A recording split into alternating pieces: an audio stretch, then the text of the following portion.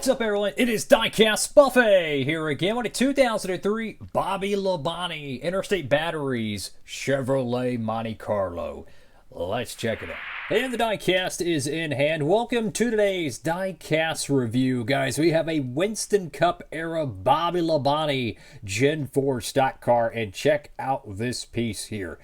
This is awesome, dude. I tell you what, man, the Interstate Batteries cars from yesteryear are one of my all-time favorite paint schemes. The Bobby Labonte Interstate cars, I tell you, the Day Glow 18 car, just something about it. Every darn week, just about, they ran the green 18. It became, technically it's the red 18 car, but you know what I mean, the green car.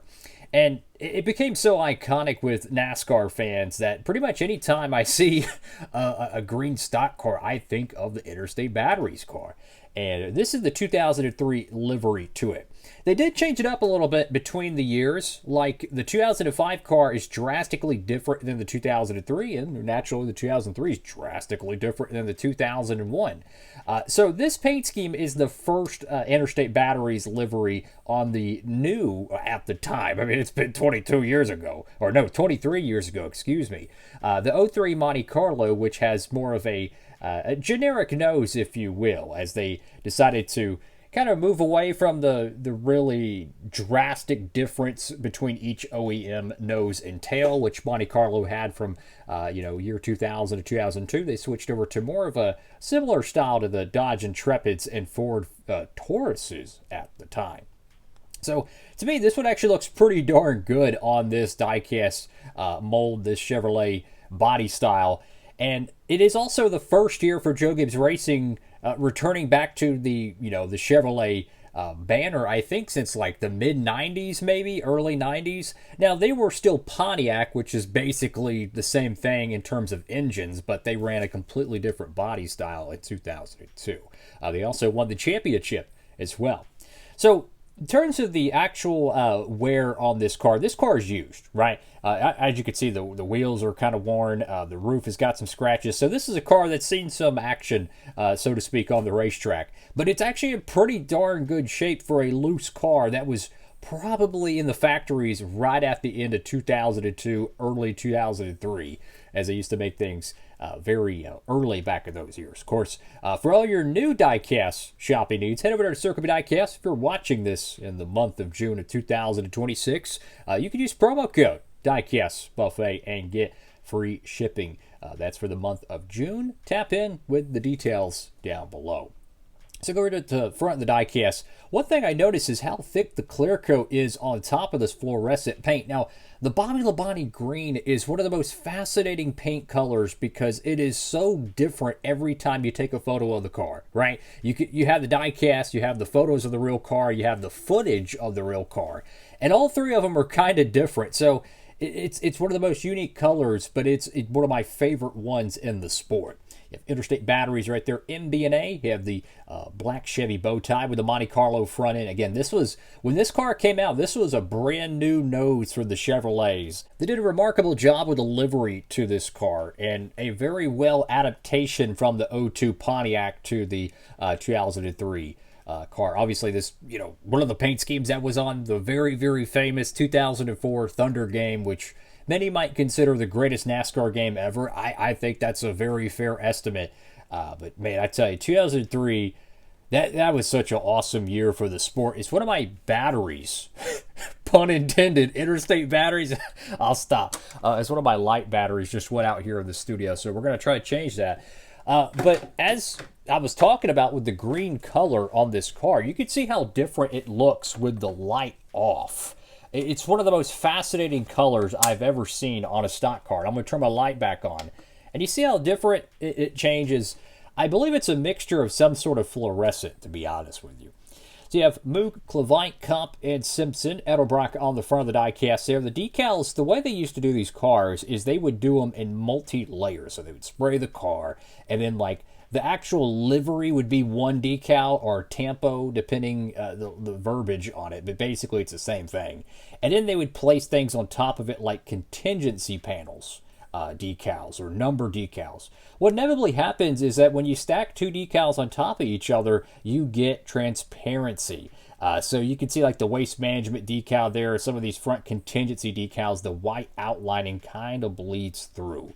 That's an older construction with these cars. Nowadays, it's already pre-baked into one large decal set, and they just kind of put it on the car. Now, one thing I did notice about this diecast here is the number of the door number is actually a little bit further back.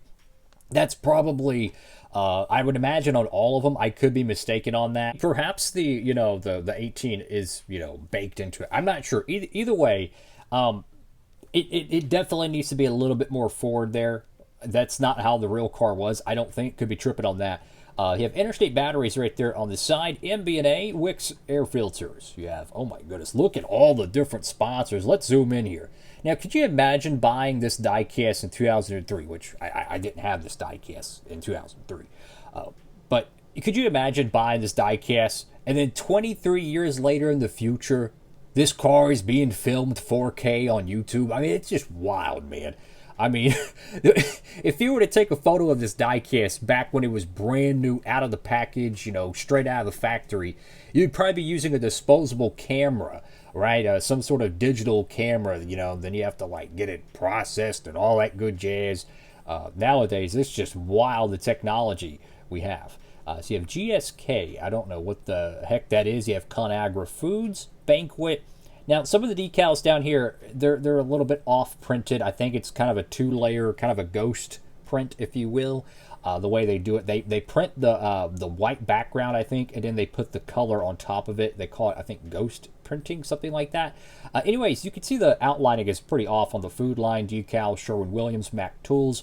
I don't know what those other three are. Then you go over here to the main contingency panel. You do have the censored NASCAR Cup Series decal. I believe this is a winner circle release. I could be tripping on it. Here's the bottom to it. I think this is the winner circle release. They had, oh my goodness, so many different variations of the 164s back then. The elite cars, club cars, promo diecast, winner circle diecast, clamshell diecast. I mean, total concept diecast. I mean, they just had diecast out the wazoo. You have your censored Bud Pole Award decal, Autometer, Mechanics Wear, Jessel, whatever the heck decal that is there, Waste Management, Mac Tools, EA Sports, 3M, Holly, True Value, Infograms, and Goodyear right there.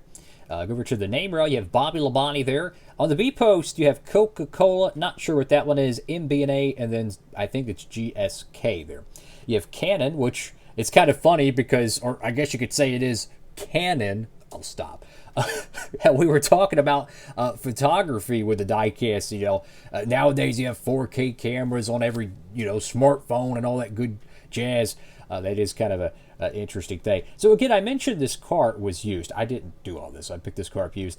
But you can see the back bumper has definitely seen some bump drafting. That is pretty cool. You know what? I kind of like some of these used cars because they tell a story. You know what I'm saying? Like, I've done some diecast reviews on some real junkyard stock car 164s, and they're so cool, man, because they tell a story. They've been heavily used. They've been out in the weather, whatever it be. It's just kind of fascinating. So you have the green spoiler there, which that is a very nice touch. I don't know if it's accurate to the real car, but I always love the Gen 4 ducktail spoilers. They literally, that's what it reminds me of, how it's the way it's pointed up like a ducktail. You have Interstate batteries there. Check out this design on the back bumper. I mean, that is gnarly, bro. I like that. So you have MB&A on the left side, but over here on the right side, check this out. You have, it's very, very hard to read, but it says John 3:16. That is something we saw on many, many different Interstate batteries liveries. That is really, really cool. You have number 18 there. Go over to the right side of the diecast again. This kind of high-key looks like a raced version because the Goodyear tires just have a little bit of a scuff to it, but the car is not heavily damaged. And also, it's mostly on the right side tires. So if they made a little bit of contact, maybe on a restart. I mean, back then they had single-file restarts, but you never know. But anyways, just what a fantastically beautiful livery. The Interstate batteries cars, again, they made subtle changes to them. In my opinion, my favorite one's probably 2002 because it was on my favorite diecast mold, but my favorite stock car body. basically, which was the '02 Pontiac Grand Prix. And I think that was probably my favorite one, but the second one would be the '03, man, probably. Top of the diecast here, you can see a little bit of blemishes on the red 18. It's definitely seen a little bit of use. That's okay. In terms of the plastic condition, pretty darn good for a car that was made 23 years ago. I mean, there is some scratches, there is some, some blemishes, but in terms of the coloration, pretty darn impressive, to be honest with you. And then you have MB&A right there on the deck lid. What an awesome diecast, man! I tell you, these Winston Cup cars, Nextel Cup Series cars, they're just so cool. The Gen 4 era, man, it's bittersweet because you grew up in it, right? You cherish those years because it was such a different time for everything in life. But then you look back at these diecasts and realize, oh wow, they're already 23 years old. Like what? Like, I still remember looking at the Toys R Us magazine and seeing Grand Theft Auto San Andreas, like dropping this October like that. It's wild to see how fast time does evade us. That's all for now, fellas. Thank you all so much for watching this kind of a throwback diecast review. Have a blessed one. DB, signing off.